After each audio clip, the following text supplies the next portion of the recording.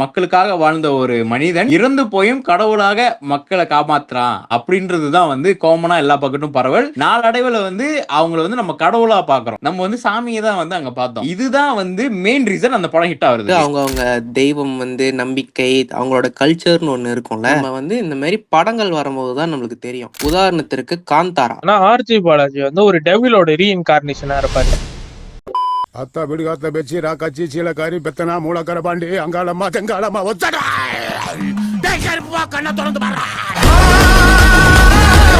அஞ்சடி கேங்ஸ்டரில் முதல் முறையாக சாமி வீடியோ. எப்படி சூர்யா வந்து ஒரு சாமி படம் நடிச்சாரோ அதே மாதிரி ஒரிஜினல் சாமி வீடியோ இதான். ரெண்டு பேரும் படம் பாத்தீங்களா? நான் பாத்துட்டையா, கருப்பு வந்திருக்கேன். கருப்பு இறங்கிட்டானா?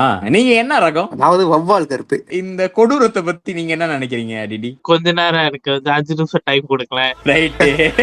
கால்நடக்க குஞ்சடிக்க We have vowel karpu in the floor and also what is this? What karma is this? Please explain. DD கருப்பு படத்தோட எஃபெக்ட் எங்களை வந்துட்டு அந்த அளவுக்கு தாக்கி. ஏன்னா இந்த சேனல் ஆரம்பிக்கும் போதே வந்து நான் தான் தமிழ் கேரக்டரா லியோதாஸா எடுத்தேன். இவங்க ரெண்டு பேரும் அந்த வெள்ளக்கார கேரக்டரை தழுவி எடுத்தாங்க. இப்ப கருப்புன்னு ஒரு படம் வந்து வந்ததுக்கு இவங்களோட உள்ள தமிழினம் வந்து ஸ்பூக் ஆயிடுச்சு. லியோ கருப்பா மாறுறதுக்கு எனக்கு 10 செகண்ட் கூட ஆகாது. நானும் குதிரை மேல ரைடு போவேன். ரைடு போனவன் தான். அப்ப உங்களுக்குள்ளயும் அப்ப வந்து கருப்பா இறங்கி இருக்கு. எல்லாருக்குள்ளயும் கருப்பு இருக்கு. பேசிக்கா அந்த படத்தை பத்தி நம்ம ரிவ்யூ பண்ண போறது இல்ல. ஒரு 2 வரி 3 வரியில நீங்க சொல்லலாம். இந்த டைப் ஆஃப் சினிமா இருக்குல்ல, அது வந்து லேட்லி சரியான ஹிட் ஆகுது அப்படின்றது என்னோட கருத்து. கந்தாரா, லோகா, அப்புறம் கருப்பு. ஆக்சுவலி இந்த 3 படத்துக்கும் இருக்கிற ஒற்றுமை என்ன தெரியுமா? ஒரு குறிப்பிட்ட சமூகத்தோட ஒரு டிவைன் சென்டிமெண்ட் நான் நினைக்கிறேன். டிவைன் சென்டிமெண்ட் சொல்ல முடியாது, something that they go through, அவங்களோட கல்ச்சர்னு சொல்லலாம். கருப்பு, கந்தாரா டிவைன். ஆனா நீங்க வந்து லோக்கால வர்றது வந்து டிவைன் இல்ல தெரியுமா, அந்த ஊரோட மோகினி மாதிரி. கருப்பு வந்து நம்ம எல்லாருக்குள்ளயும் உள்ள நம்ம பழக்கப்பட்ட ஒரு விஷயத்தை வச்சு எடுத்த படம். அந்த ஆட்டோமேட்டிக்கலா வந்து அங்க லாஜிக்க பார்க்க மாட்டோம். அந்த மாஸ் என்ட்ரி, அந்த கடவுள் என்ன பண்ணுது, நம்ம வந்து சாமியை தான் வந்து அங்க பார்த்தோம். இதுதான் வந்து மெயின் ரீசன் அந்த படம் ஹிட் ஆகுறதுக்கு. Same thing goes to Kantara and லோகா. இத பத்தி நீங்க என்ன நினைக்கிறீங்க? சாமியை வந்து எப்படி பாக்குறோம்னா, சின்ன வயசுல இருந்து சாமியை வந்து ஒரு சூப்பர் ஹீரோ டைப்ல நம்ம பாத்துக்கிட்டு இருக்கோம். என்னதான் அமெரிக்கா நடுவுல வந்து விஎஃப் அவெஞ்சர்ஸ் சொன்னாலும் நாங்க வந்து விஎஃப் கருப்பு அப்படின்னு சொல்லுவோம். சாமியை வந்துட்டு நம்ம ஒரு type of super natural super hero மாதிரி பாக்குறதுனால படத்துல அது கொண்டு வரும்போது பிரம்மாண்டமா அது காட்டுறாங்களா, சோ ஆட்டோமேட்டிக்கா இது ஒரு சூப்பர் ஹீரோ பிலிம் பாக்குற மாதிரியும் இருக்கும், சாமி படத்தை பார்த்த மாதிரியும் இருக்கும். உங்க கருத்து என்ன இந்த லோகா, கந்தாரா, கருப்பு இத பத்தி? லோகா, காந்தாரா பத்தி கேட்டீங்கன்னா எனக்கு தெரியாது. ஏன்னா நான் வந்து அந்நிய மொழி படங்கள் பாக்குறது இல்ல. கருப்பு அதான் கருப்பு வந்து என்னன்னா வந்துட்டு ஆரம்பத்துல பாக்குறப்ப எனக்கு நிறைய கேள்விகள் இருந்துச்சு. ஆரம்ப கட்டத்துல வந்துட்டு அவங்க மகளுக்கு வந்து லிவர்ல ப்ராப்ளம் இருக்கிறதுனால இவர் கருப்பு வந்து கோர்ட்ல இறங்கி வாதாடுவாரு. கருப்பு சாமி கோர்ட்ல வந்து வாதாட ஏன் வந்து பெசம் அந்த பிள்ளையோட லிவரை வந்து குணமாக்கி அவங்கள நல்ல வாழ்வு வாழ வச்சிடலாம், எதுக்கு வந்து நகையை எடுக்கணும். போக போக தான் வந்துட்டு எனக்கு தெரிஞ்சு இது ஒரு சூப்பர் நேச்சுரல் படம், அதுக்கு வந்து லாஜிக் நம்ம பார்க்க கூடாது அப்படின்னு சொல்லிட்டு ஒரு செகண்ட் ஹாஃப் அப்புறம் வந்துட்டு நான் வந்து காம்ப்ரமைஸ் ஆயிட்டேன். ஐயா இது சூப்பர் நேச்சுரல் படம் இல்லையா, அது சாமி படம். சாமி சூப்பர் நேச்சுரல் தானே இல்லையா? ஒரு வகையில சாமி சூப்பர் நேச்சுரல். ஆமா ஆமா. இன்னொரு விஷயம் என்னன்னா, நம்மளோட தமிழ் சினிமா ஹீரோஸும் சூப்பர் நேச்சுரல் மாதிரிதான் எல்லா படத்துலயும் இருப்பாங்க. ஹீரோ வந்து பறப்பாரு, ட்ரெயின்ல இருந்து குதிப்பாரு. முதலமைச்சர் விஜய் சொல்றீங்க? இல்ல அவரை மட்டும் சொல்லல, இன்னொரு நண்பர் இருக்காரு, இப்ப பத்தல ஆக்சிடென்ட் ஆகிட்டே இருப்பாரு. என்ன சேர்க்காத. பொதுவா வந்து இவங்களோட படத்தெல்லாம் பாத்தீங்கன்னா சூப்பர் ஹீரோஸ் பண்ற மாதிரியே பண்ணுவாங்க. ஆனா அந்த இடத்துலதான் எப்படி ஒரு மனுஷன் இந்த மாதிரி பண்ண முடியும்னு சொல்லிட்டு லாஜிக் பேசுவாங்க தமிழோட. இப்ப இந்த படத்துல பாருங்க, சாமி தானே பண்ணுது. ஆமா, நீங்க சொன்னது கரெக்ட் தான். இவ்வளவு காலத்துல வந்து நம்ம இந்த விஷயத்துல நம்பிக்கிட்டே தான் இருந்தோம். இந்த படத்துல மட்டும் என்ன எலிமெண்ட் எட் பண்ணிட்டாங்கன்னா, இவர் வந்து சாமி அப்படின்னு எட் பண்ணிட்டாங்க.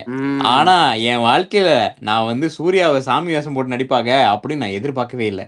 அந்த கடைசி இந்த கிளைமேக்ஸ்ல வந்து அவர் ஆடினப்ப வந்து அதுக்கு கொஞ்ச நேரம் ஆணிச்சு ரெகக்னைஸ் பண்றதுக்கு. யாரு இந்த வயசான காலம் வந்து திடீர்னு ஸ்கிரீன் முன்னுக்கு வந்து பெர்ஃபார்ம் பண்ணிட்டு இருக்கான் அப்படின்னு கண்ட பெர்ஃபார்மன்ஸ் அது வெரி ரியலிஸ்டிக்.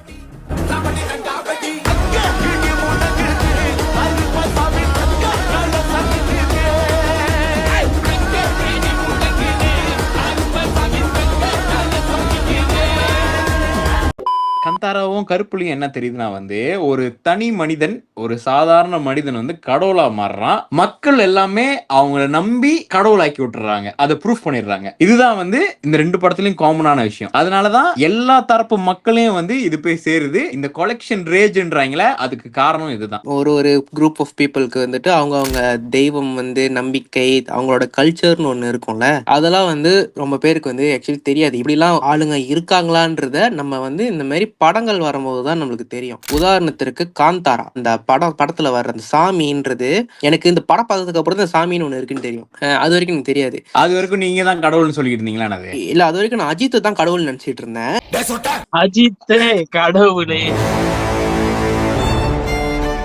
தெரியாத மக்கள் வந்து தெரிஞ்சு அதை இன்னும் பிரம்மாண்டமா பார்ப்பாங்க. அதுதான் வந்து இந்த மாதிரி படங்களுக்கு வந்துட்டு ஒரு மேசிவான ஒரு ஹிட் கொடுக்குது. அந்த ஐடென்டிட்டின்னு ஒண்ணு இருக்குல்ல, அதுதான் வந்து இந்த லாஜிக்கை மறைச்சிருது. பிகினிங்ல நம்ம டிடி கருப்பு சொன்னது என்னன்னா, அவர் வந்து லாஜிக்கோட தான் அந்த படத்தை வந்து அணுகிருக்காரு. போ வந்து அவரே கன்வின்ஸ் ஆயிட்டாரு, நான் வந்து லாஜிக்கோட இந்த படத்தை பார்க்க மாட்டேன். அதுக்கு காரணம் என்னன்னா அவரோட ஐடென்டிட்டி. என்ன கருப்பு கரெக்டா? ஆமா ஆமா, எனக்கு வந்து ஆரம்பத்துல தெரியல. ஏன்னா வந்து நம்ம ட்ரெய்லர் எல்லாம் பார்த்துட்டு நான் என்ன நினைச்சேன்னா, இது வந்து கடவுளின் எலிமெண்ட்ஸ் இருக்கும், இப்ப கடவுள் வந்து ஹெல்ப் பண்ணுவாங்க, இல்லாட்டி அவருக்கு சூர்யா மேல வந்து கருப்பு இறங்கி அப்புறம் சாமி ஆடுவாரு. ஆனா வந்து ஆமா, கதைப்படி வந்து பாத்தீங்கன்னா மோர் ஆஃப் வந்து ஒரு கோர்ட் கேஸ்ல நடக்கிற விஷயமா இருக்கும். சூர்யா ஒரு லாயரா இருப்பா அப்படி நினைச்சேன். சடனா வந்து சூர்யா தான் கடவுள், இவரு தான் மீமா கடவுள் இப்படிதான் இருப்பாரு. கடவுள் வந்துட்டு நேரா அந்த WWE ரிங்ல இறங்கி சண்டை போடுவாருன்னு காட்டினோன்னே எனக்கு வந்து காமெடியா இருந்துச்சு. என்னடா சக்குன்னு பார்த்தா டாக்டர் ஸ்ட்ரேஞ்ச் மாதிரி போர்ட்டல் திறந்துட்டு வராரு, அவருக்குள்ள வந்து ஒரு நரகத்துக்கு ஒரு ரியாலிட்டி இருக்கு, எல்லாம் ரெட் லைட்டா மாறிடுது. அப்படி அந்த விஷயத்தை பார்க்கும்போது எனக்கு ஸ்ட்ரேஞ்சர் திங்ஸ் ஞாபகம் வந்துருச்சு.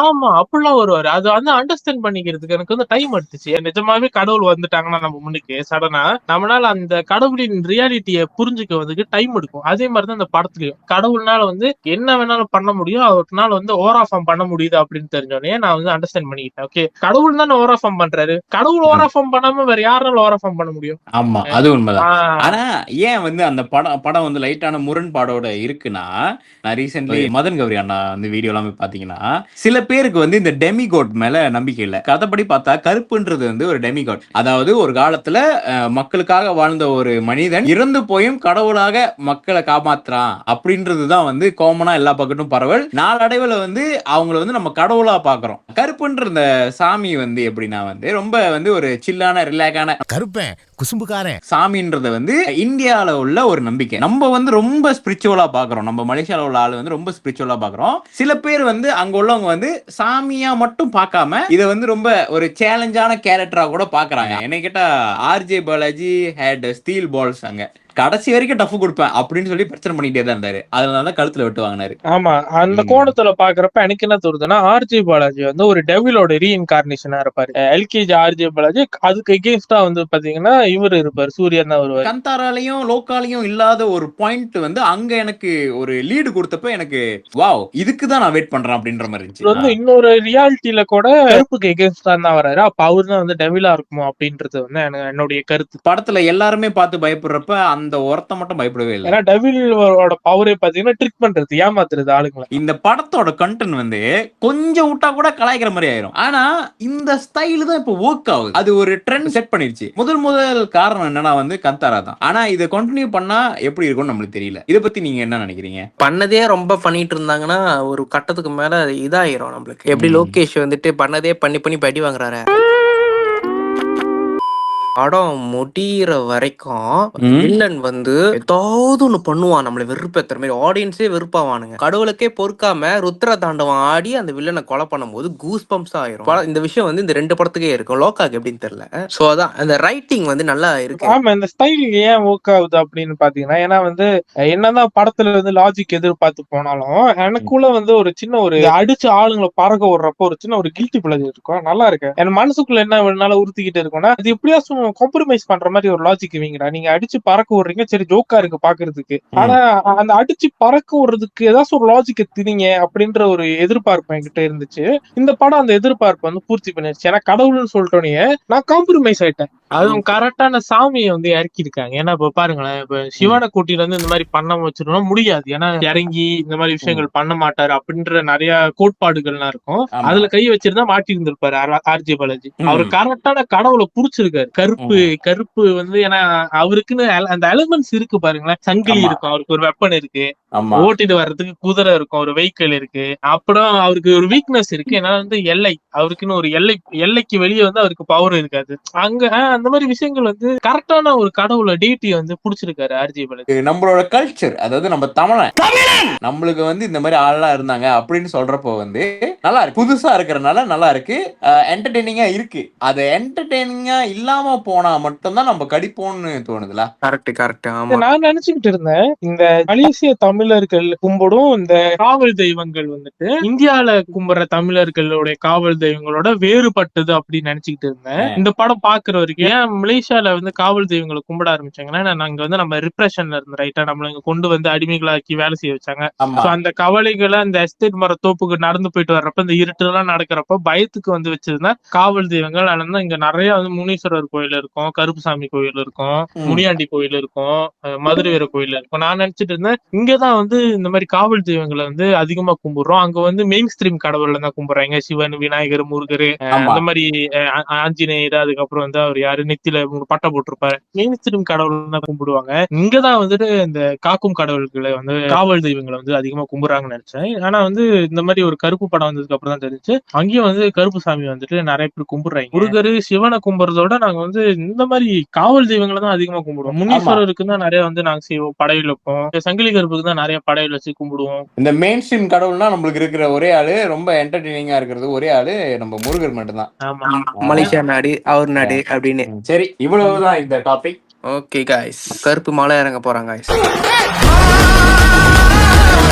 ஒரு நம்மளோட கல்ச்சர், அதாவது நம்ம தமிழன் வென்றே தீர்வான்.